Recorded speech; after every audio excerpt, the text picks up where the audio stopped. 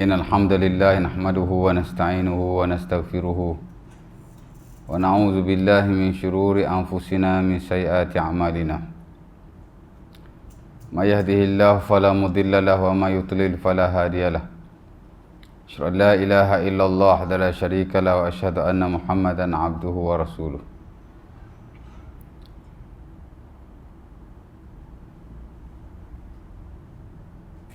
اللهم صل على محمد عبدك ورسولك كما صليت على إبراهيم وبارك على محمد وعلى آل محمد كما باركت على آل إبراهيم رب اشرح لي صدري ويسر لي أمري واحلل عقدة من لساني يفقهوا قولي أما بعد. Syukur kepada Allah Subhanahu Wa Taala kerana pada malam ini dapat sekali lagi kita sama-sama untuk kita sambung perkongsian kita dalam fiqhus solat dalam bab as-salawat al-masnunah ataupun as-salawat al-mutatawwa'ah, preferable prayers. Di mana kita pada sesi yang lalu tentang solat-solat duha, qiyamul lail, solat witir, solat taubat, solat hajat, solat syukur. Kemudian malam ni kita nak masuk tentang solatul khauf. Ada 3 lagi solat insya-Allah taala. Pertama ialah solatul khauf. Yang kedua ialah solatu al-kusuf awil khusuf. Kusuf gerhana matahari, khusuf gerhana bulan. Dan solatul aidain, sembahyang 2 hari raya. Lepas tu habislah buat sunat kot. Then kita akan masuk kepada bab sujud lah. Saya ingat dah bab yang ujung lah, before solat berjemaah dan solat Jumaat. Okey, baik. Salah satu slot sembahyang sunnah yang termaktub dalam buku-buku fiqh dalam mana-mana aliran atau mazhab ialah salatul khauf, sembahyang dalam keadaan takut.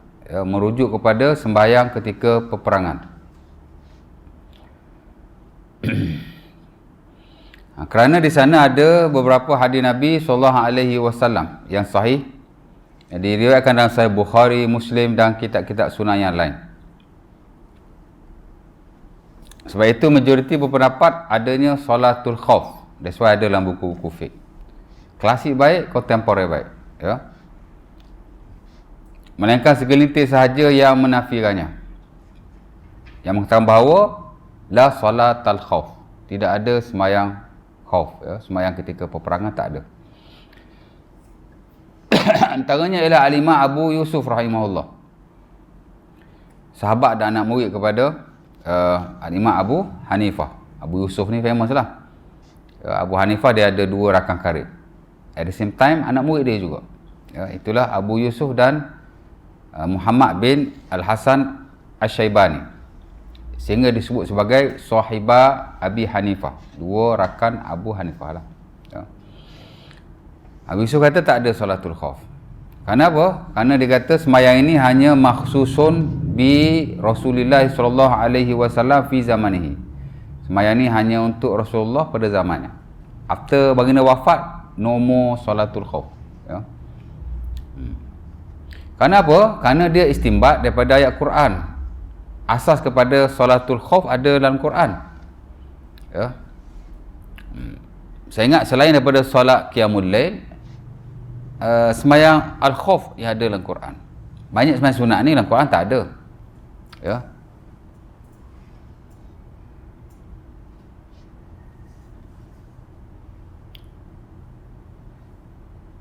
Sembahyang raya ada. Inna a'tainakal kautsar fasholli li rabbika wanhar. Fasholli li rabbika wanhar merujuk pada sembahyang raya Aidil Adha. Sembahyang kamu lain banyaklah kan. Sembahyang lain saya ingat tak ada kot. In spesifik tak ada lah. Tapi sembahyang al-khauf ada. Itulah surah Al-Baqarah ayat 229. Betul tak? 229. Kita tengok balik Mana dia?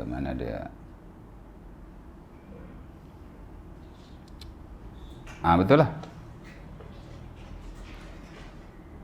Sorry. Surah An-Nisa 102. Oh, silap. Jauh dia. Di mana kata Allah Subhanahu wa taala, wa idza kunta fihim fa aqamta lahumus shalah, bila kamu bersama mereka, ya, dan diiqamahkan bagi mereka akan solat. Wa idza kunta fihim, bila kamu bersama mereka. Jadi kata Abu Yusuf, kunta fihim tu sebagai dalil yang mengatakan bahawa tak ada lagi sembahyang al-khauf, ya. Tak ada lah. Jadi kata tak ada sembahyang khauf, maknanya tidak disyariatkan, bahkan tidak disunahkan, ya. Begitu juga dengan Al-Imam Al-Muzani rahimahullah. Pasal apa Abu Yusuf kata begitu? Pasal ayat ni, wa idza kunta fihim, bila kamu bersama mereka. Mana merujuk pada zaman Nabi je lah. Dia istimbak macam tu kan. Tak apalah kan, pendapat dia. Al-Muzani rahimahullah juga berpendapat yang sama. Antara alasan beliau ialah ketika peperangan Khandaq, Nabi SAW tidak melaksanakan solatul khauf. Jadi dia kata solatul khaufi mansukhah, ya, sembahyang khauf ini telah dinasahkan, ya. Tak ada lagi sembahyang al-khauf, ya. Dan peperangan Khandaq antara peperangan akhir Rasulullah SAW, ya. Jadi kata tak ada lah. Adapun majoriti kata ada kerana ayat ni dan hadis-hadis lain yang termuatlah dalam buku-buku sunan, ya. Dan dia ada perkara yang amat maklum sekali, sebab itu majoriti menerimanya. Baik.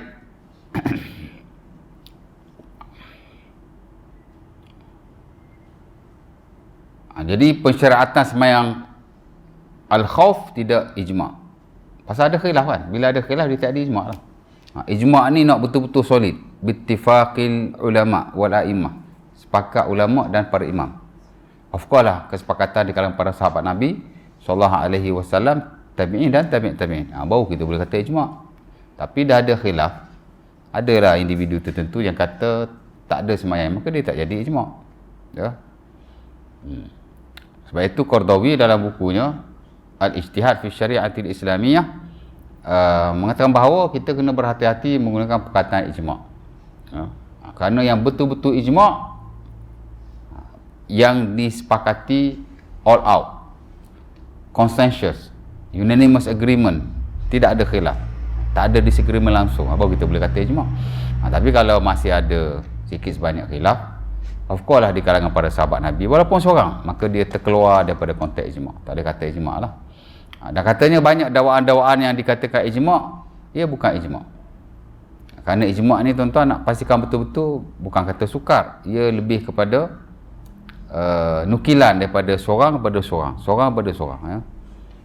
Dan of course lah ijma' mesti disokong dengan nanas Al-Quran dan hadis Nabi SAW. Kalau tak ada nas yang menyokongnya, kita tak boleh kata ijma', walaupun ada dakwaan yang mengatakan ijma', ya.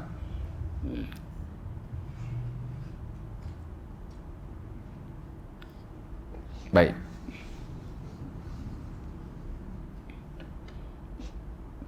Contoh macam darah kan, darah. Banyak ulama dakwa darah ni ijma' najis. Semua darah.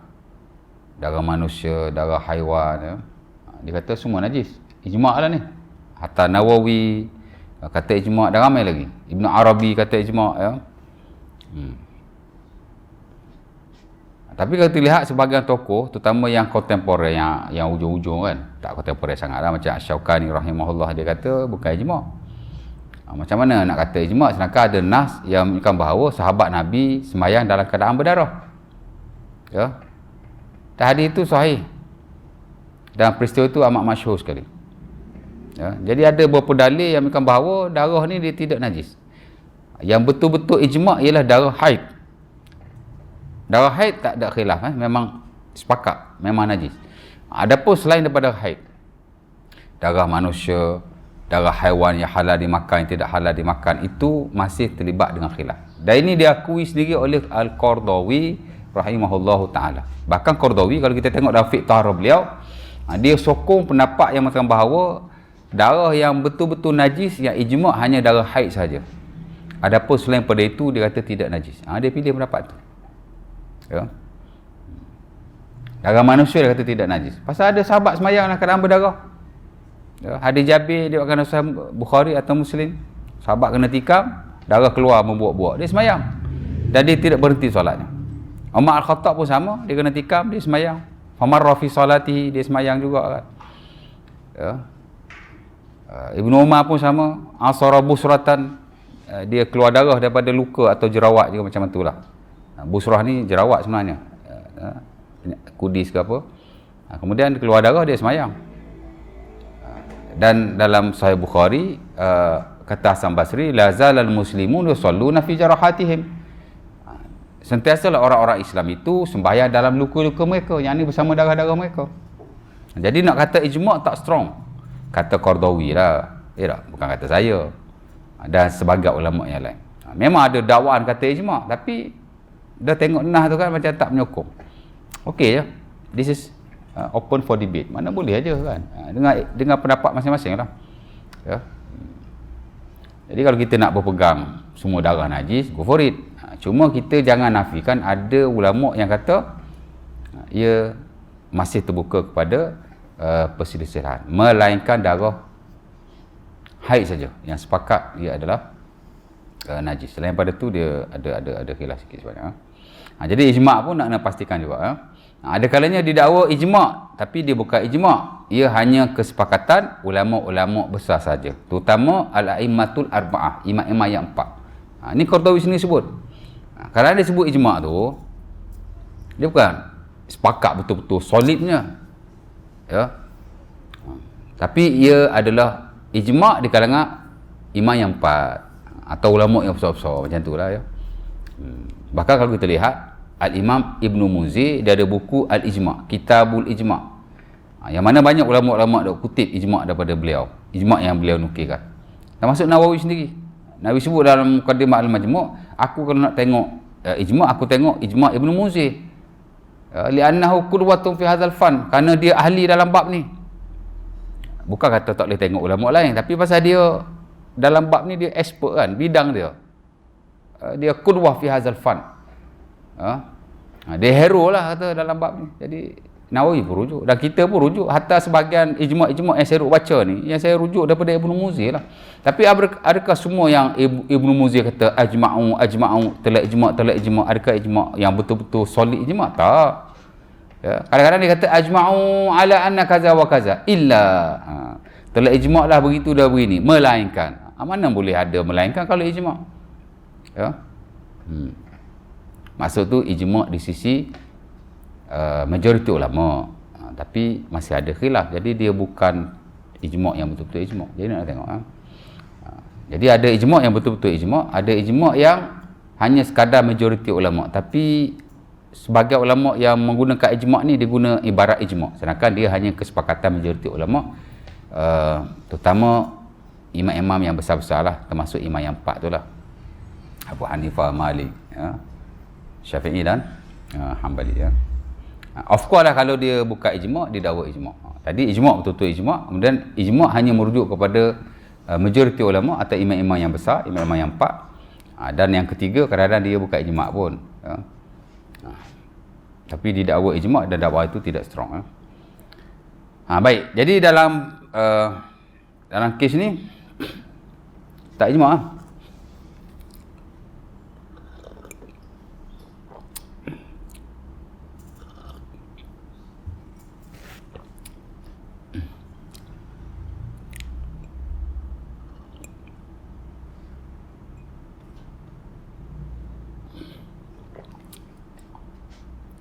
Ada poin yang tinggal tadi.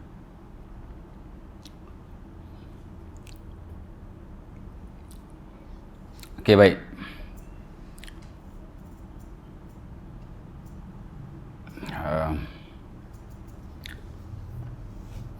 Jadi tak ijma', ijma' pun penting kan tuan. Ala kuliah kena tengok dia punya itulah. Dia keahlian ni pun penting juga, keahlian kan. Kadang-kadang dia bukan ahli bab tu, tapi dia orang kata apa, banyak bagi benda yang salah.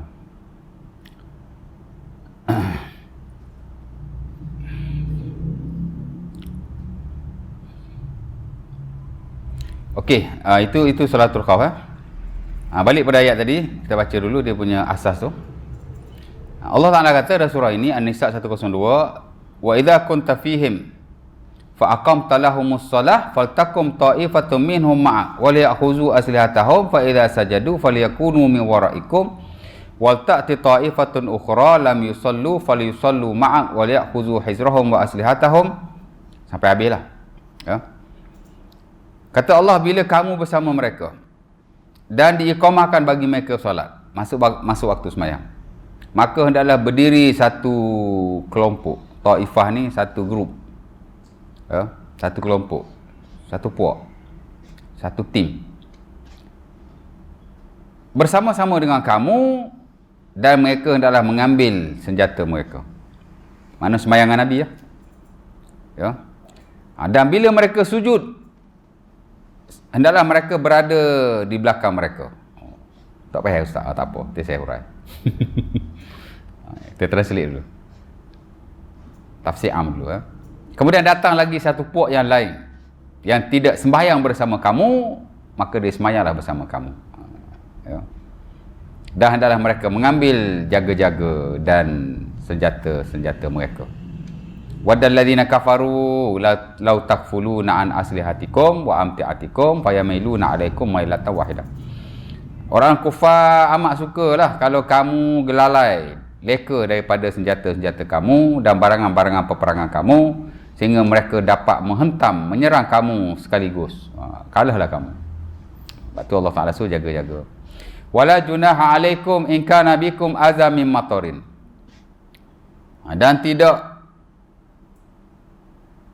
menjadi kesalahan jika kamu ada masalah dari sudut hujan, ataupun kamu sakit, untuk kamu meletakkan senjata kamu. Dan wa khuzu hizrakum, kok mana pun mesti jaga-jaga. Ya, orang Arab kalau nak suruh jaga-jaga dia kata ihzar, hazran, ihzar. Ada orang nama hazran. Hazran tu makna jaga-jagalah. Ya. Innallaha adalil kafirin azaman muhina. Sesungguhnya Allah Ta'ala menyediakan bagi orang kafir itu azab yang pedih, adab yang menghinakan. Bukan pedih, menghinakan. Baik, itu ayat tentang salatul khauf. Di mana dalam ayat ni, pertama Allah Ta'ala menyatakan bahawa tata cara sembahyang khauf. Ya. Di mana Allah Ta'ala suruh satu pihak sembayangan Nabi, kemudian satu pihak memerhatikan musuh, kemudian bukan, tak betul. Di mana ayat ni Allah Ta'ala menyatakan bahawa satu puak di sembayangan Nabi, okey, kemudian dia mundur ke belakang, mari satu puak yang lain sembayang lagi sekali. Sembayang bersama Nabi. Jadi satu puak sembayang, lepas sujud, baru hak lain pula mari. Macam itulah cerita dia. Tapi ini dia panggil tata cara am lah. Yang Allah Ta'ala sebut, ya, bila masuk waktu sembayang, satu pihak sembayangan Nabi, satu pihak jaga musuh. Kemudian bila dah habis sujud, mari pihak yang lagi satu sembahyang bersama Nabi. Hak tak sembahyang tadi lah. Boleh faham? Tak faham lagi? Ini umum saja. Mana gambaran am, bila nak sembahyang khauf ni maksudnya, sembahyang dulu satu grup, and then after that sembahyang pula satu grup yang lain. Pasal musuh kan, kena jaga-jaga. Okey, baik. Itu secara umum saja. Ala kulli hal, sembahyang tu ada lah, ya.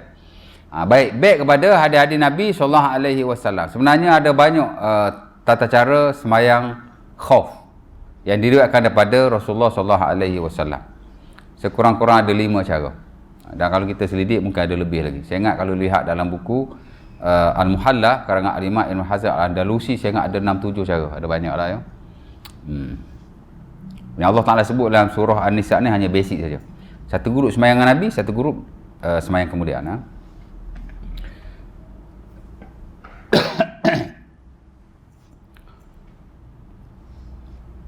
Dan walaupun ada beberapa sifat sembayangan Nabi itu, salatul khauf zaman Rasulullah, ala kulli hal dia hanya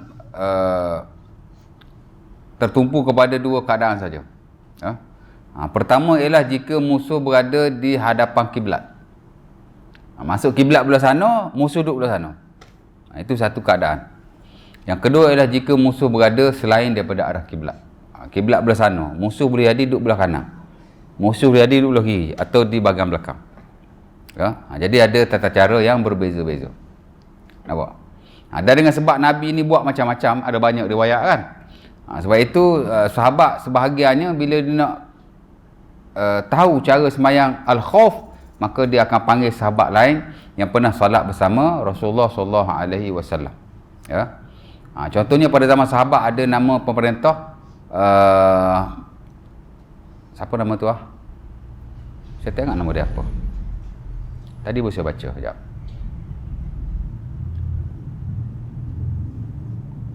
Alamak. Kitab mana tadi ya? Sekejap. Ada kitab Al-Bayan. Salatul Khauf. Siapa nama pemerintah tu?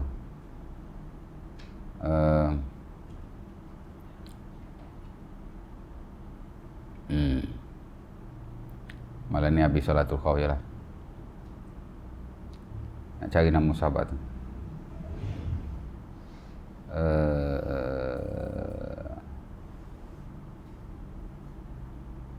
Siap ke? Belum lagi.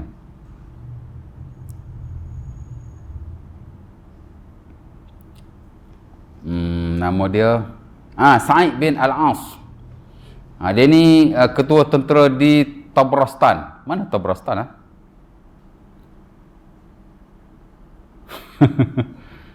Negeri mana? Bila wasi'ah wa mudun yashmaluha hadzal ism wa hiya mujawirah Jailan. Jailan kat mana? Siapa kau di Jailani? Jailan tu negeri mana? Wa huma qurbur rai min bilad Iran. Oh, di Iran. Ya. Sa'id bin Al-As, dia ni ketua tentera di Tabaristan. Ya, di Iran lah. Kemudian bila dia nak sembahyang khauf, dia tanya, hal ahadukum man shalla ma'a Rasulillah salatal khauf? Faqala Huzaifah bin Al-Yaman, ana faqaddamahu hatta yusalla bihim. Ya. Dia kata siapa yang pernah sembahyang khauf bersama Rasulullah? Huzaifah kata aku pernah sembahyang. Maka dia pun panggil Huzaifah dan sembahyang bersama-sama dengan beliau, ya. Ataupun Huzaifah tu jadi imam, dia kurang gitulah, ya.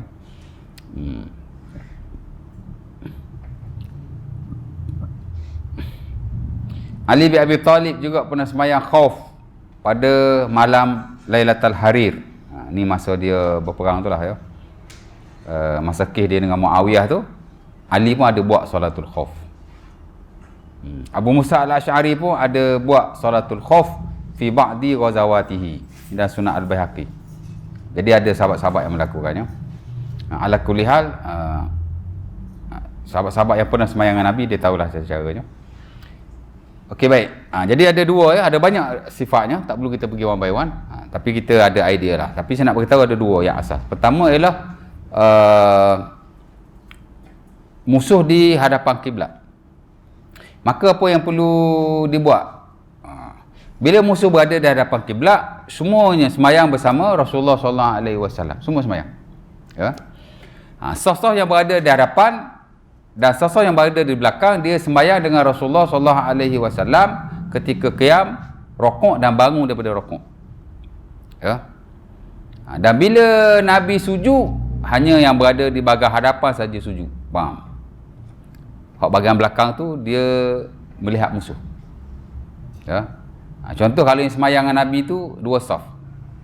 Dengan Nabi ke dengan kita tak kisahlah kan. Kita sembahyang dua saf contohnya. Saf pertama dan saf kedua untuk qiyam, rukuk dan bangun daripada rukuk dia sembahyang macam biasa. Tapi bila imam sujud, yang ikut sujud bersama imam hanya saf di hadapan saja. Saf belakang memerhatikan musuh. Senapang kena pegang lah. Allah Taala sebut tadi. Wali akhuzu aslihatahum. Jaga apa? Kena ada senapang lah kan. Mana boleh tinggal. Tapi yang tu sujud dengan imam, yang belakang dia memerhatikan musuh. Jadi kalau dua saf, saf pertama sujud dengan imam, saf kedua kena memerhatikan musuh. Kalau dua saf lah, kalau lebih ialah tentera kadang ramai kan. Jadi sebahagian besar di bahagian depan tu dia sujud dengan Nabi, sebahagian di belakang dia memerhatikan musuh. Bila dah bangkit daripada sujud yang kedua tu, baru saf-saf yang di belakang turun sujud. Nampak? Turun sujud. Kemudian imam dengan saf pertama tu dia tunggu bangkit, sama-sama bangkit. Tu rakaat pertama. Rakaat kedua dia buat the same thing lah. Ya. Kalau semayang tu 2 rakaat, rakaat pertama macam tadi, bila rakaat kedua dia kena tukar posisi. Hak depan pergi belakang, belakang pergi depan. Nampak?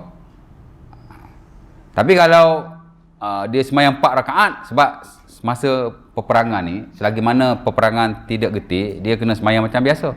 Kalau semayang 2 macam subuh, 2 lah. Kalau semayang tu 4, 4 lah.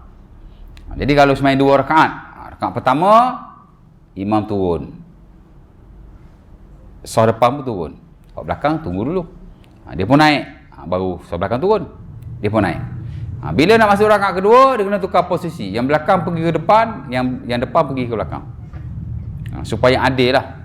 Ya, litusawwa bihim ar-rak'ah ma'al imam, supaya berlaku adil solat bersama imam. Jadi depan pergi belakang, belakang pergi depan. Macam itulah. Imam sujud, qiyam, rokok apa semua samalah. Tapi bila imam sujud pula, rakaat pertama sujudlah, belakang tunggu. Tadi dia duduk depan, member tunggu. Sekarang dia pergi belakang, dia kena tunggulah pula. Jadi turun. Bila yang ni dah selesai sujud, baru dia turun sujud, dan dia salam bersama-sama. Nampak tak? Boleh faham? Ya. Kalau 2 rakaat lah. Kalau 4 rakaat, 2 rakaat yang pertama macam itulah sembahyang. Hak ni sujud, hak ni tunggu dulu. Bila hak ni bangkit sujud, hak ni baru sujud. After 2 rakaat baru dia switch. Depan ke belakang, belakang ke depan. Tengoklah berapa rakaat dia sembahyang. Ala kulli hal, yang berada di hadapan sembahyang bersama imam pada rakaat yang pertama. Kemudian dia tunggu, yang kedua baru turun. Macam itulah cerita dia. Itu kalau musuh berada di hadapan kiblat. Kalau musuh berada bukan di hadapan kiblat, satu puak semayang bersama Rasulullah SAW, satu puak lagi dia kena jaga musuh. Musuh duduk belah mana?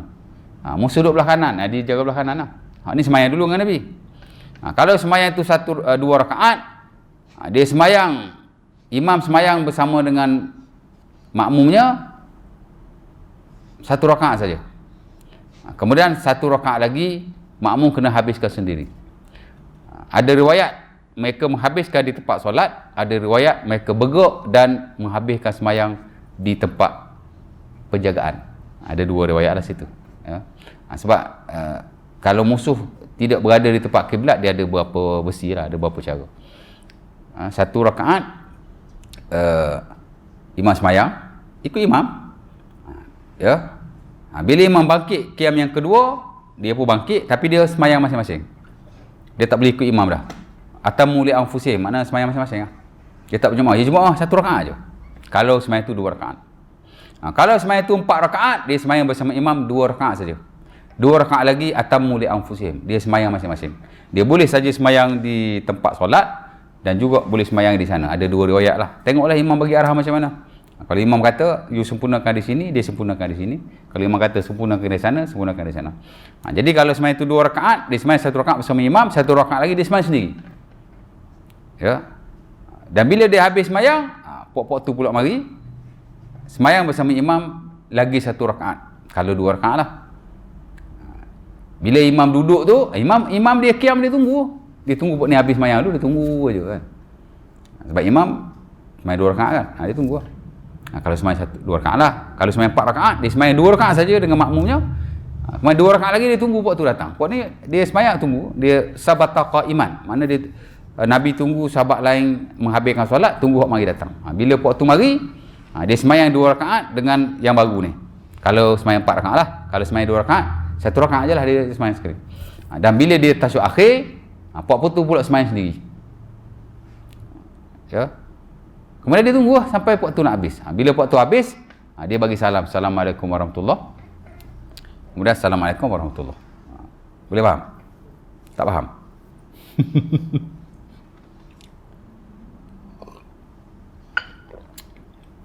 Jadi cerita dia 2 tu. Dia sama ada musuh berada di arah kiblat atau di bukan kiblat. Asal kepada hadis yang musuh berada di arah kiblat ialah hadis Jabir. Dan beberapa sahabat lain yang meriwayatkan. Tapi hadis yang famous tu hadis Jabir lah, Sahih Bukhari dan Muslim. Katanya dia sembahyang dengan Nabi salatul khauf. Syaitu ma'a Rasulullah salatul khauf. Fasaffana saffain. Saffun khalfa Rasulillah wal adu bainana wa bainal qiblah. Dia kata aku sembahyang khauf dengan Nabi. Nabi buat dua saf, dua kelompok, dua grup. Satu grup berada belakang Nabi, dan pada waktu itu dia kata musuh di antara kami dan kiblat. Mana musuh duduk depan kiblat lah. Apa dia buat? Kabbaran Nabi, kabbarna jami'an. Ya, dua grup kami kat belakang Nabi tu, Nabi takbir, kami semua takbir. Raka'an Nabi, raka'na jami'an. Nabi rokok, kami pun rokok sama-sama. Ya. Rafa'a ra'sahu minar ruku' wa rafa'na jami'an. Nabi bangkit daripada rokok, kami pun bangkit daripada rokok. Sama-sama. Semua sama. Ya. Fa idza in hadara Nabi bisujud, bila Nabi turun sujud, sajada ma'ahu alladhina yalihi, sujud bersama Nabi orang yang berada di belakangnya. Wa qama as-saff al-mu'akhkhar fi nahwi al-adu. Adapun yang di belakang dia memerhatikan musuh. Tu saya kata tadi. Jadi yang pertama tu sujud dengan Nabi, hak belakang tunggu tengok musuh. Ya. Dan bila Nabi dan saf yang depan tu sudah bangkit, fa idza qada Nabi as-sujud wa qama as-saff alladhi yalihi in hadara as-saff al-mu'akhkhar bis-sujud. Bila Nabi dan saf di hadapan bangkit, baru hak belakang turun sujud. Ya, mula-mula dia perhati musuh dulu. Ya, Nabi dengan depan sujud tak apalah kan. Bila Nabi dah bangkit dengan saf di hadapan, baru dia turun sujud. Depan tu pula jaga pula. Ya. Dan bila sama-sama dah bangkit, apa dia buat? Taqaddam as-saff al-mu'akhkhar, ta'akhkhar as-saff al-muqaddam. Hak depan pergi belakang, hak belakang pergi depan. Dan dia buat hak rakaat pertama kedua ni macam rakaat pertama tadi. Nabi rokok, semua rokok. Nabi bangkit berrokok, semua bangkit berrokok. Raka'an Nabi raka'na jami'an, rafa'a ra'sahu rafa'na jami'an. Fa idza in hadara Nabi bisujud sajada man yalihi alladhi kana muakhiran fi raka'atil ula. Bila Nabi sujud, hak belakang dia pun sujudlah. Yang mana tadi dia lambat sujud sebab dia duduk belakang. Tapi sekarang dia sujud dengan Nabi. Wa as-saful muakhir yakum fi nahril adu. Hak belakang ni perhati musuh. Ya. Dan bila Nabi dah habis sujud dengan hak depan tu, fa idza qada Nabi as-sujud wa saful ladhi yalihi in hadara as-safal muakhir bis sujud fa sallama Nabi wa sallamna jami'an. Bila sama-sama dah sujud apa semua, kata Jabir, Nabi bagi salam, kami pun bagi salam. Ya. Jadi hak Jabir bagi tahu tu dia sembahyang 2 rakaat. Sama jugalah kalau sembahyang 4 rakaat. Cuma kalau 4 rakaat ni dia 2-2. Tak ada beza, cuma 2-2. Lepas 2 tu baru dia switch. Tapi hayatus solah, cara sembahyang dia sama saja. Ya. Satu lagi, kalau musuh tidak berada di hadapan kiblat, itu hadis Abi Musa, Sahih Muslim. Ya, antara yang meriwayatkan, dia pun kata benda yang sama. Dan dia sembahyang dengan Nabi ketika peperangan Zatul Ruqa'. Ana pun tak tahulah identiti peperangan tu. Tapi dalam buku fiqh ada disebut peperangan tu. Dia agak masyhur juga peperangan tu. Peperangan Zatul Ruqa'. Kena tanya ahli sejarah. Tapi peperangan tu ada disebut dalam buku-buku fiqh. Dia peperangan yang masyhur juga tu. Dulu saya baca hadis yang bapa dia, Amr bin Al-As, dalam bab tayamum. Ya. Bukan. Itu Ghazwah Zatus Salasil. Zatul Ruqa' dalam bab mana saya baca dulu. Dia pun sama, kata Abi Musa, syaitu ma'a Rasulillah yauma Zatir Ruqa'. Aku pernah semayang bersama Nabi ketika peperangan Zatul Ruqa'. Salatul khauf, semayang khauf lah. Apa Nabi buat? Ta'ifatun solat ma'a Rasulillah wa ta'ifatun fi wijahil adu. Satu grup semayang dengan Nabi, satu grup lagi jaga musuh lah. Pasal musuh bukan berada arah kiblat kan. Fasallan Nabi bihim rak'atan. Nabi semayang 1 rakaat saja bersama mereka. Summa atammu li anfusihim wa sabatan Nabi qa'iman. Lepas Nabi dah sembahyang 1 rakaat dengan mereka, Nabi tunggulah keadaan berdiri, mereka menghabiskan solat sendiri-sendiri. Fa idza qadaw salatahum insarafu wa dhahabu ila wijahil adu. Bila depa dah habis sembahyang, depa terus pergi mai geruk lain pula ganti. Dan Nabi sambung sembahyang dengan geruk yang baru, satu lagi rakaat. Ya. Jadi depa pun sembahyang dengan Nabi 1 rakaat, kemudian Nabi tunggu sabata jalisan. Nabi tunggu ketika Nabi tasyahud akhir untuk depa menghabiskan sembahyang. Bila depa dah habis sembahyang, Nabi pun bagi salam bersama-sama dengan depa. Jadi satu grup hanya berjemaah dengan Nabi 1 rakaat saja. Kalau sembahyang 2 rakaat lah. Kalau sembahyang tu 4 rakaat, dia hanya berjemaah dengan Nabi 2 rakaat saja. 2 rakaat lagi dia kena sembahyang sendiri-sendiri. Imam dia berjemaah semualah. Ya. Ada juga kes Nabi tak sembahyang begitu. Sebenarnya Nabi ini dia buat berdasar pada situasi masa itulah. Kalau situasi agak ringan, Nabi sembahyang macam biasa. Nabi sembahyang Zuhur macam biasa dengan sahabat. Hak nu jagalah. Tak payah switch. Sembahyang je Zuhur dengan sahabat. Habis 4 rakaat, geng tu pergi, datang pula geng yang baru, Nabi sembahyang lagi Zuhur 4 rakaat. Sembahyang Nabi yang pertama sembahyang fardu lah. Sembahyang Nabi yang kedua sembahyang sunat lah. Tapi makmum semua masih berjemaah. Ya. Tapi settle one by one. Tak ada switch-switch macam yang kita belajar tadi. Ini dalam keadaan-keadaan yang biasa lah. Ada juga beberapa riwayat Nabi sembahyang begitu. Sebab dia ada banyak kesan. Tengoklah macam mana. Dan satu lagi, ini dalam keadaan peperangan yang tidak getir lah. Sama ada musuh berada di arah kiblat atau tidak di arah kiblat. Dan satu lagi, dia panggil peperangan ketika sembahyang ketika waktu getir. Ya. Nota saya tulis tu tak apa tepat tu. Boleh solat secara berjalan, berlari dan selainnya. Dalam ayat yang sama ujung tu Allah Taala kata fa in khiftum farijalan aw rukbanan. Kalau ketika peperangan sengit, boleh saja sembahyang ketika berdiri atau ketika berlari atau ketika berjalan. Solat dilakukan semampunya. Ya. Kemudian solat tidak lagi berjemaah tetapi secara bersendirian. Ialah tengah kungkang-kungkang. Ya tak? Boleh je sembahyang. Fa in khiftum farijalan aw rukbanan. Boleh sembahyang nak kena berdiri, nak kena berjalan, nak kena berjalan, nak kena berlari, nak kena baring, tengah perang kan. Ya. Dan sebagian ulama mengatakan bahawa sembahyang pada waktu itu, getir tu rakaatan ala ayyi sifatin kana. Hanya 1 rakaat saja. Dalam apa-apa bentuk sekalipun. 1 rakaat aja. Itu pendapat Ibnu Abbas, Ibnu Umar dan selainnya. Dan ada hadis yang diriwayatkan dari Sunan Abi Daud. Ya. Ada sebagian ulama pula kata bila dah keadaan yang teramat getih, 2 rakaat aja. Sembahyang apa pun 2 rakaat. Ada yang kata begitu. Tapi sebagian lain kata sembahyang masih wajib dilakukan seperti mana biasa. Kalau Zuhur 4 rakaat, dia tetap 4 rakaat. Bukan 2, bukan 1. Cuma rijalan aw rukbanan. Dalam keadaan masing-masing lah. Tapi rakaat sembahyang masih wajib dilakukan sebagaimana biasa, dan itu ada pendapat majoriti kalau tak silap saya. Nampak? Habis salatul khauf. Anak pun jadi berbelit-belit juga. Rasa macam ada ulang yang sama aja. Ada tanya apa-apa tak? Ya. Rumah saya tanya pasal darah istihadah. Kenapa?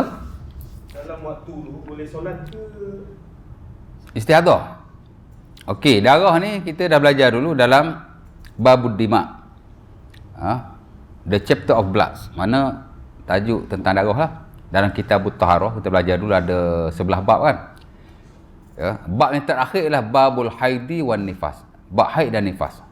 Dan dalam bab tu kita belajar juga bab istihadah. Di mana istihadah ni dia tak seperti darah haid dan nifas. Haid dan nifas tu memang najis lah.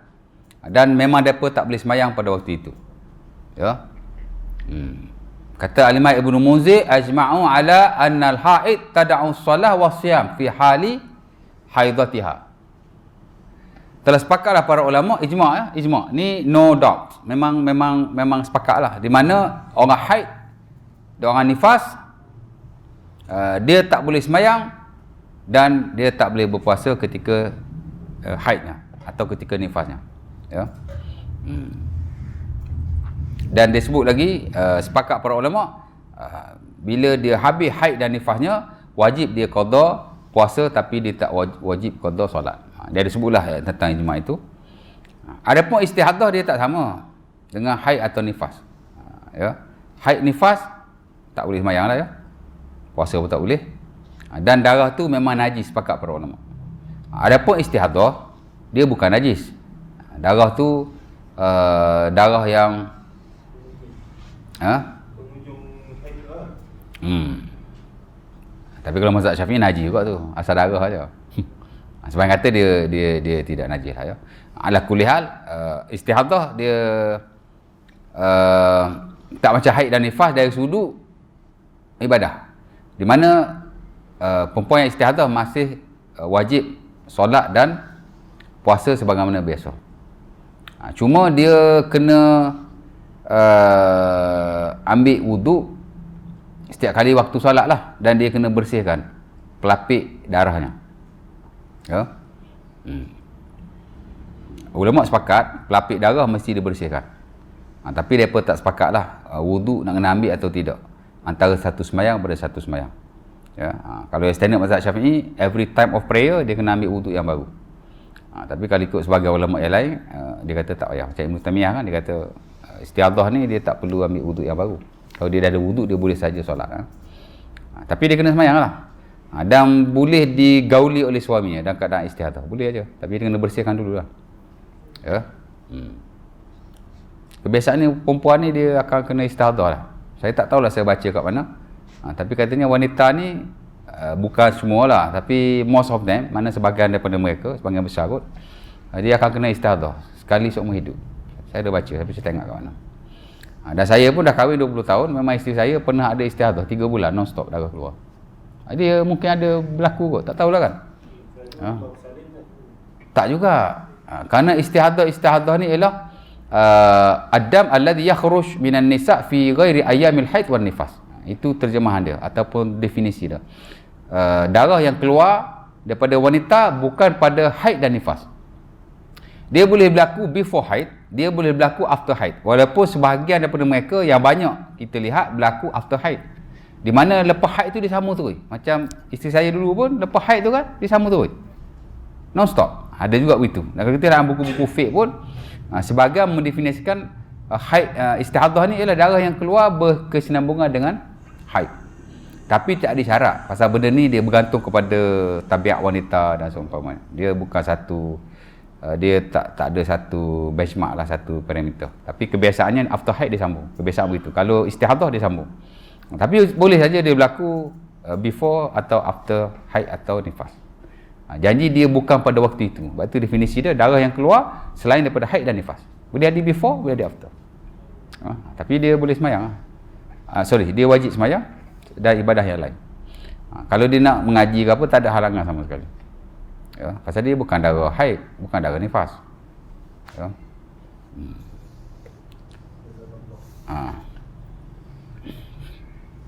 Ada tanya apa lagi tak? Isyak tu?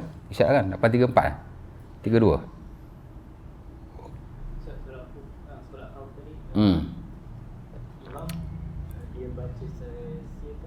Imam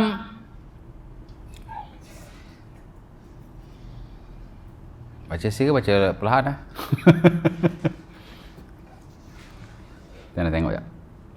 Anda tak ingat lah, Anda dah baca tadi tu. Tak. Sira ke perlahan lah. Anda pun tak tahu lah.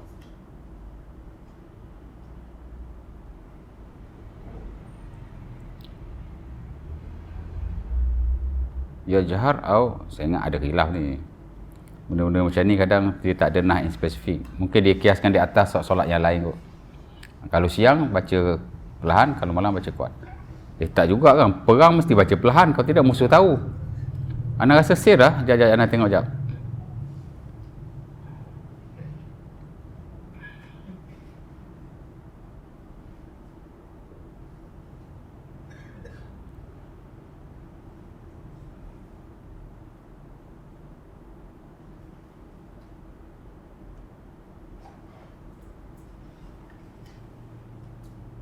Mana?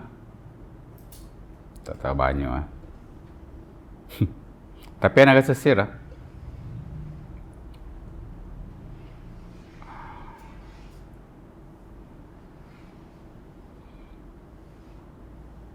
Sekejap.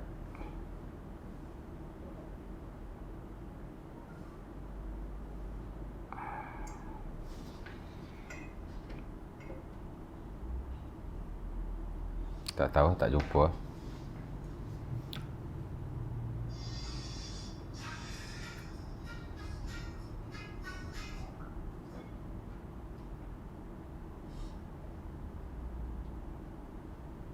Sekejap. Salatul khauf, tengok fatwa pula. Fatwa senang aja, type kat Google je. Yujhar atau yusir.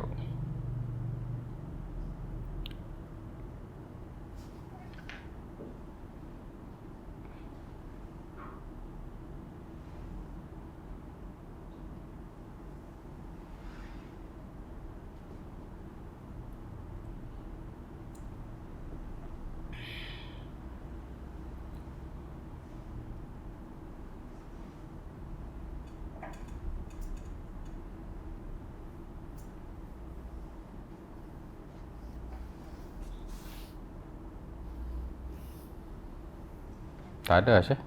Wah, pun tak ada. Banyak sebut tentang kafiat solat je. Bila apa? Cara semayang bersama imam. Tak tahu, nanti anak semak balik lah.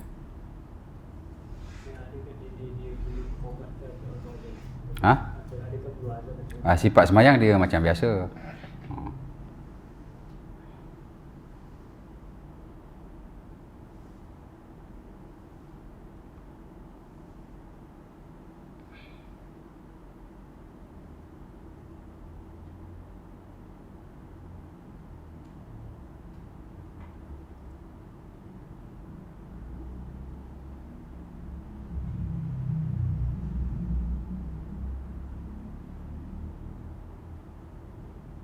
Siap.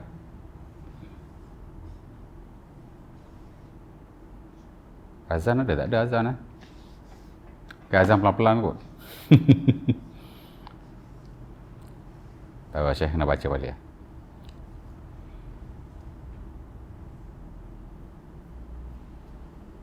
Ada soalan lagi tak? Kita nak update balik.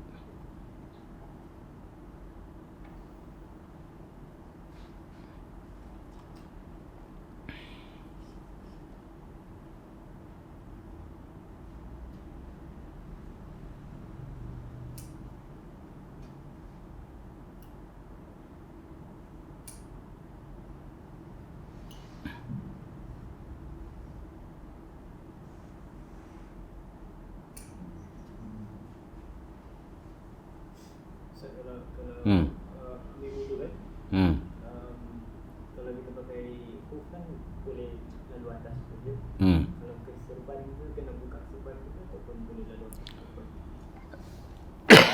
Sapu kepala. Okey, sapu kepala.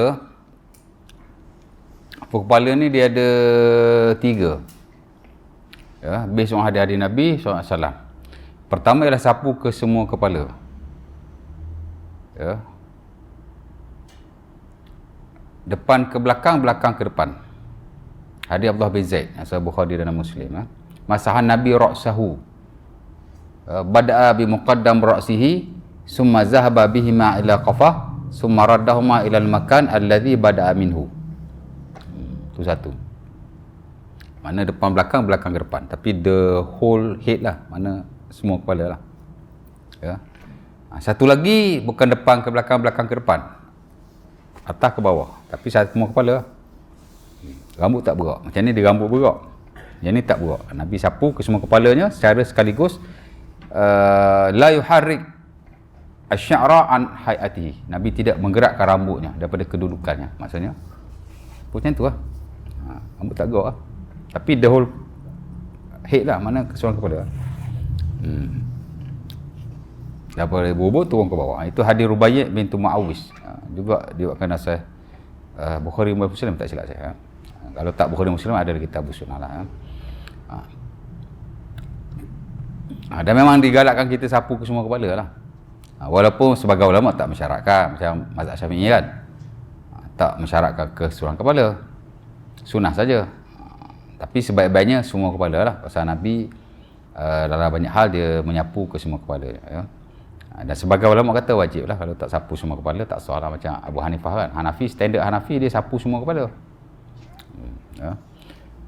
Yang kedua ialah menyapu sebahagian kepala, ya, bersama dengan tutupan kepalanya. Maksudnya Nabi sapu sebahagian kepala dengan tutupan kepalanya ataupun imamah beliau, ya. Itu hadis Mughirah, masahan Nabi bi ra'sihi wa khuffaihi wa na'laihi. Sunnah Abi Daud. Nabi menyapu sebahagian daripada kepalanya dan serbannya dan khufnya. Maksudnya sapu sebahagian kepala bersama dengan serban sekali. Mana tuan-tuan sapu kepala, serban sekali. Kalau serban lah, kalau kopiah lah. Kalau topi lah, janji tutupan kepala. Itu sunnah. Maksudnya jangan sapu kepala saja walaupun sebahagian. Sapu sekali dengan tutupan kepala, kalau kita pakai tutupan lah, ya. Dan yang ketiga ialah sapu hanya atas tutupan kepala sahaja. Ada hadis juga di mana disebutkan Nabi menyapu di atas imamahnya sahaja, ya. Sebab itu sebagai ulama kata memadai jika disapu pada tutupan kepala sahaja. Kalau serban lah, kalau kopiah lah, ya. Adalah sebagai ulama pun nak begitu, tapi kalau standard mazhab Syafi'i tak sah di atas serban atau tutupan kepala semata-mata. Dia mesti bersama-sama dengan kepala sekali. Dan saya ingat itu majoriti kot. Tak silap saya Hambali saja yang kata boleh sapu hanya di atas serban independently, mana sahaja, tak sapu kepala. Ya, jadi kalau kita nak buat sapu semua kepala satu, kalau kita nak sapu sebahagian kepala, sapu sekali dengan tutupan kepala kita. Walaupun kalau kita sapu sebahagian kepala tanpa menyapu tutupan kepala, sah, ya. Di sisi sebahagian lah, termasuk yang standard mazhab Syafi'i. Tapi kalau semata-mata sapu atas serban, saya ingat majoriti kata tak sah. Sebahagian kata sah. Hambali tak silap saya, yang standard dia sah, hanya semata-mata atas serban, ya. Cerita dia gitu lah. Biasa kita sapu semua kepala kan, kita pakai kopiah cabut kepala, semua kan. Sekali-sekala sapu juga sebahagian kepala dan kopiah. Mana kopiah kita tak payah buka, sapu atas sebahagian kepala, tu pakai, jarang kita buat kan. Itu sunnah juga tu, ya. Boleh cukup tu. Ada soalan lagi? Ya. Bersekali dengan timur. Bersekali dengan timur. Okey. Telinga ni bila nak basuh? Ulama khilaf sebenarnya. Sebahagian ulama kata telinga dibasuh secara berasingan. Itu standard dalam mazhab Syafi'i. Dan mesti dibasuh dengan air yang baru. Ulama sepakat basuh telinga ni sunnah. Pasal ada hadisnya. Antaranya adalah sunnah Abi Daud daripada Amru an Syu'aib an Abi an Jaddihi. Dia kata masahan Nabi bi ra'sihi. Dia kata adkhalan Nabi isba'aihi as-sabbabatain. Ya. Nabi memasukkan kedua jari telunjuknya ke dalam telinganya. Wa masaha bi ibmahami ala zahir uzunaihi. Dan Nabi menyapu ibu jarinya di atas zahir telinganya. Ni ya.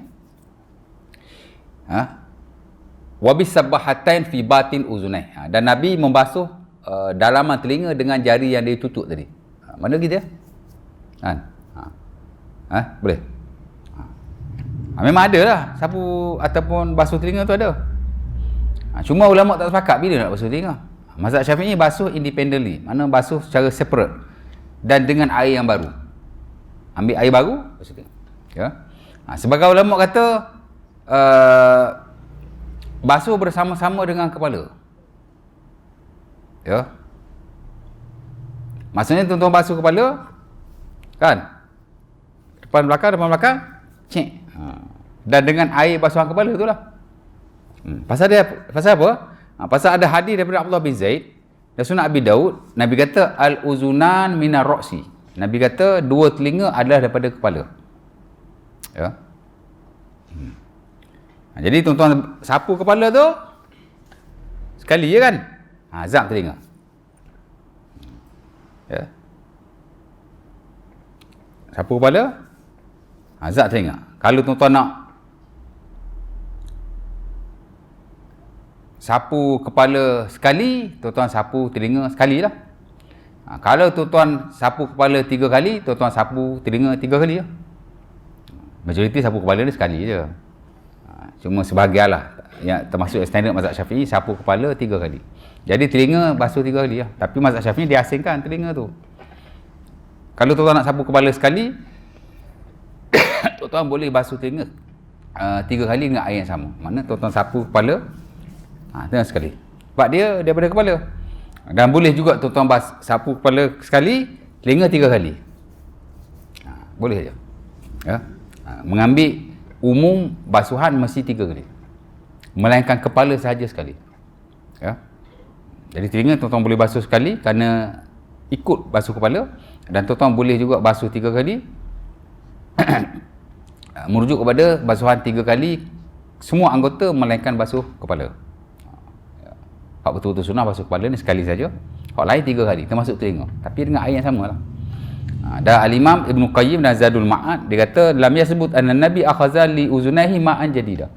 Tidak sabit daripada Nabi membasuh telinga dengan air yang baru. Maksud Nabi basuh dengan air basuhan kepala tu lah. Ya. Kerana based on hadis Abdullah bin Zaid tu, kepala ni telinga ni dia ikut kepala. Boleh tak? Cerita dia macam itulah. Basuh telinga boleh diasingkan dan dengan air yang baru. Boleh juga diasingkan dengan air basuhan kepala, dan boleh juga sekali dengan kepala. Boleh aja, dia very open. Ya. Cerita dia macam tu lah.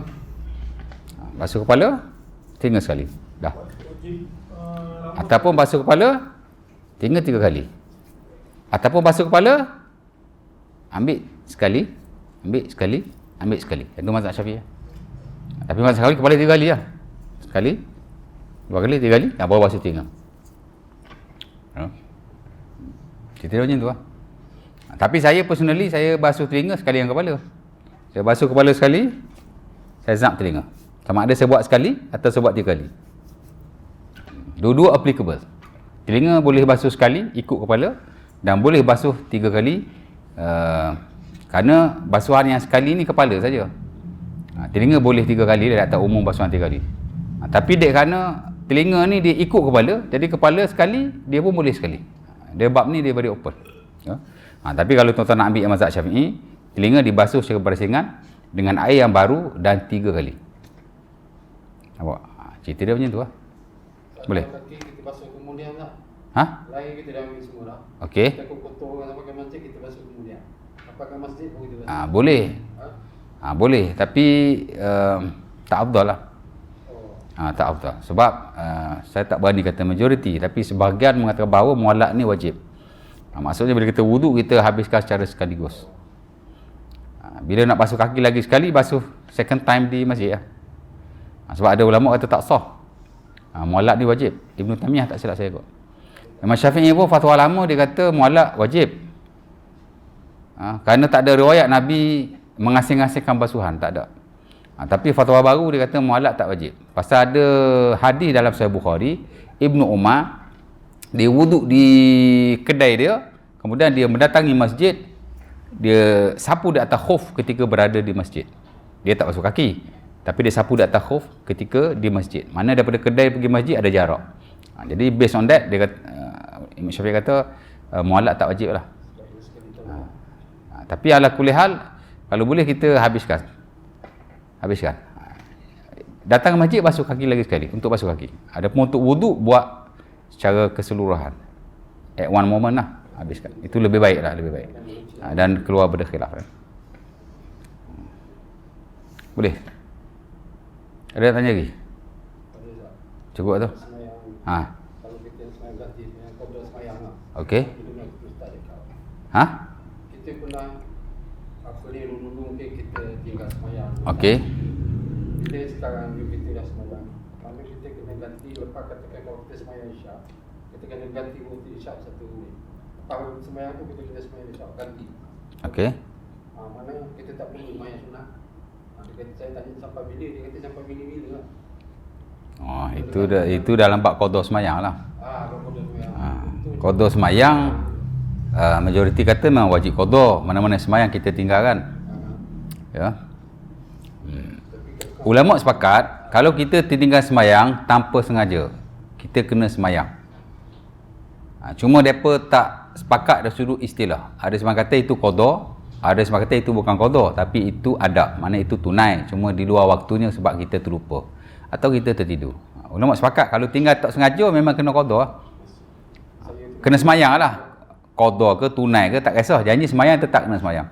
Kita tidur pukul 12, jaga-jaga pukul 5, tertidur. Ataupun sibuk sangat terlupa, pukul 5 lah aku tak main sahur lagi. Sepakat ulama kena semayang. Semayang yang tertinggal dengan lupa atau tertidur mesti qada. Sepakatlah. Pasal Nabi kata man nama an salatin aw nasiyaha falyusalliha iza zakaraha. Hadis Anas Sahih Bukhari. Siapa-siapa yang tertidur daripada solat atau terlupa, maka hendaklah dia semayang bila dia jaga atau dia teringat. Ya.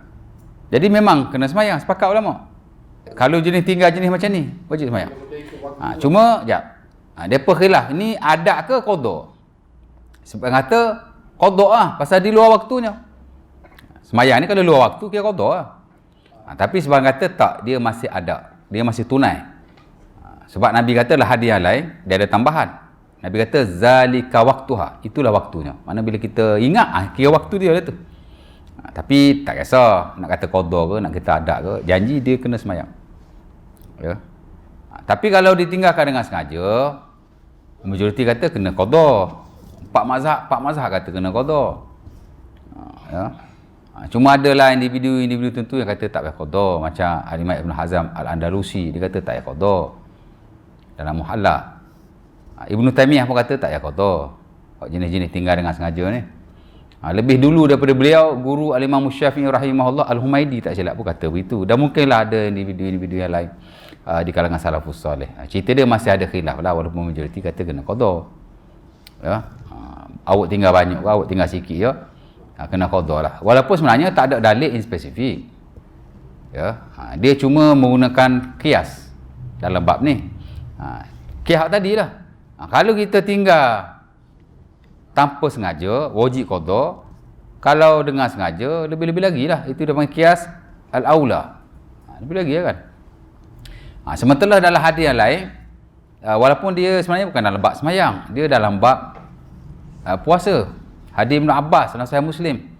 Di mana ada seorang wanita tu, dia tanya Nabi, mak aku tertinggal puasa nazar, macam mana aku nak buat? Nabi kata, kalau mak awak ada hutang, awak bayar tak? Mesti bayarlah, dia kata. Ya. Law kana ala ummiki dainun hal anti qadiyatuha atau qadiyatuhu, qala na'am. Ya. Kalau mak awak ada hutang, awak bayar tak? Ya. Mesti saya akan bayarkan.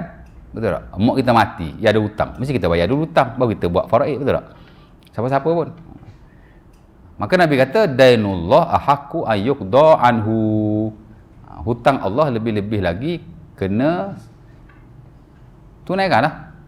Jadi dia mati, puasa nazar dia tak buat. Nabi kata kena selesaikanlah, kena puasalah bagi pihaknya. Jadi dia qiyas dalam bab tu, apa-apa hutang kepada Allah lah, walaupun dalam bab ni puasa. Jadi semayang pun sama juga, kita tinggal semayang, kita hutang dengan Allah. Dainullah haqqu ayyuqda anhu. Hutang dengan Allah mesti diselesaikan. Kalau puasa lah. Kalau semayang lah. Jadi ada penghujahan juga yang kata wajib qada ni. Ya tak? Sementara ada penekanan lah supaya kita tidak tinggal semayang dengan sengaja. Ketidak nanti orang ambil senang pula, tak? Tinggal tak payah qada. Ya. Tapi yang kata tak wajib qada pun ada penghujahan dia kata sendiri. Pertama, tidak ada nas spesifik. Ya. Yang kedua, mungkin tak nak memberatkan atau seumpamanya. Ya. Kerana Nabi dakwah 23 tahun, semayang difardukan sejak awal Nabi jadi Nabi, tak kala turun surah Al-Mudassir. Betul tak? Wajib dah semayang tu. Ya ayyuhal mudassir qum fa'anzir wa rabbaka fakabbir. Itu ayat yang mewajibkan semayang, cuma qiyamul lail lah. Ya. Tapi kalau orang tu miss qiyamul lail, adakah Nabi suruh qada sembahyang yang dia tak sembahyang malam tadi? Sebab peringkat awal sembahyang wajib qiyamul lail. Kurang-kurang 1 atau 2 rakaat kata ulama kita. Dan setelah difardukan sembahyang 5 waktu pada malam Isra' Mi'raj tu, tahun ke-8 atau tahun ke-11 Hijriah tu, kenabian tu kan. 1 year after that Nabi hijrah, 10 tahun, mana 11 tahun sembahyang fardu 5 waktu dia wajibkan. Banyak kes orang jumpa Nabi nak bertaubat, tapi Nabi tak pernah semak sembahyang mereka, dan Nabi tak pernah memerintahkan supaya mereka mengqada sembahyang mereka yang mereka tinggalkan. Takkan tak ada seorang pun yang tinggal sembahyang sengaja. Sahabat yatafawatuna fi imanihim wa amalihim. Sahabat ni berbeza-beza iman dan amal mereka. Betul tak? Hak nak pergi taubat dengan Nabi, takkan tak ada seorang pun tinggal sembahyang. Nabi tidak mewajibkan mereka untuk ganti apa-apa yang mereka tinggalkan. Jadi nampak macam strong jugalah yang kata tak wajib tu. Ya. Ala kulli hal, kita kata kena qada lah. Cuma cara nak qada tu adalah cadangan-cadangan tertentu, ya. Ada yang kata kalau ada tinggal sembahyang, kita tak boleh sembahyang sunat-sunat yang lain. Pasal fardu dengan sunat mesti dulukan fardu. Betul dah tu. Ya. Betul tak? Awak ada tinggal sembahyang fardu isyak. Dia kata tak boleh sembahyang sunat. Buat fardu dulu. Ya dah, kalau kita tinggal 1-2 waktu, okey lah kan. Tapi kalau dah tinggal 10-20 tahun, sampai bila kita nak miss sembahyang sunat? Sedangkan qada sembahyang fardu ni zanni. Zanni ni maksud ada yang kata qada walaupun majoriti. Ada yang kata tak payah qada. Tapi sembahyang sunat ni qat'i. Memang sepakat semua sunat. Takkanlah kita nak tinggal hak sunat ni semata-mata nak buat hak fardu. Ya. Dan pendapat yang betul ialah qada-qada juga yang sunat tetap dipelihara. Kerana Nabi kata awwalu ma yuhasabu 'alal 'abdi salatuhu. Awal-awal yang nak kita dihisab ialah sembahyang. Hadis Tamim Ad-Dari, hadis Abu Hurairah, Sunan Abi Daud dan selainnya. Tapi kalau sembahyang fardu tak cukup, bukan sembahyang saja, ibadah lain hak fardu kalau tak cukup, dia akan ditampung hak sunat. Fa idzan tuqisa min faridatihi syai'an qala Allah lil malaikati uzuru li 'abdi hadza lahu min tatawwu fa yukmal bihi faridatuhu summa kadzalika zakah summa jarah hisabu 'ala zalik. Bila tak cukup hak fardu ni, sembahyanglah. Allah Taala akan tanya. Wahai Allah Taala akan suruh malaikat dia cek ada sembahyang sunat tak? Jadi kalau hak fardu ada problem, sunat akan tampung. Maka akan ditampung sembahyang sunat, sembahyang fardu tadi. Kemudian dicek pula zakat. Zakat hak problem akan ditampung dengan sedekah sunat. Dan begitulah amalan-amalan seterusnya. Haji akan ditampung oleh haji-haji sunat dan umrah juga. Macam itulah cerita dia. Jadi jangan kita tinggalkan sembahyang sunat semata-mata nak qada. Ada pendapat ulama yang kata begitu, tapi this is opinion. Ini pendapat. Siapa-siapa boleh bagi pendapat. Tapi nas tahu saya yang betul-betul boleh dipegang, saya tak ada. Mana dalil yang kata bila kita dah tinggal sembahyang fardu kita tak boleh sembahyang sunat? In spesifik tak ada. Mungkinlah di atas dasar qiyas dan seumpama. Pasal boleh guna hadis tadi juga, hutang Allah mesti kita dahulukan. Fardu hutang Allah, sunat bukan hutang Allah. Mungkinlah, tapi masih dalam konteks ijtihad. Pendapat yang terbaik ialah fardu nak qada, tapi sunat kita buat macam biasa. Qada fardu masihlah konteks zanni, masih ada khilaf, tapi sunat tak ada khilaf.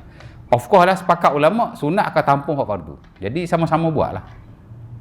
Ya. Cerita dia gitu lah. Ustaz, tinggalkan fardu ni bukan dosa besar yang kita kena taubat ke tak? Taubat bukan settle. Yalah, dia kata tak payah qada tu macam tu lah. Betul juga kan. Cerita dia macam tu. Memang dosa paling besar tinggal solat kan. Jadi kita dosa paling besar, pengampunan ni cuba menepi taubat. Kita taubat. Ya. Itu tak strong lagi.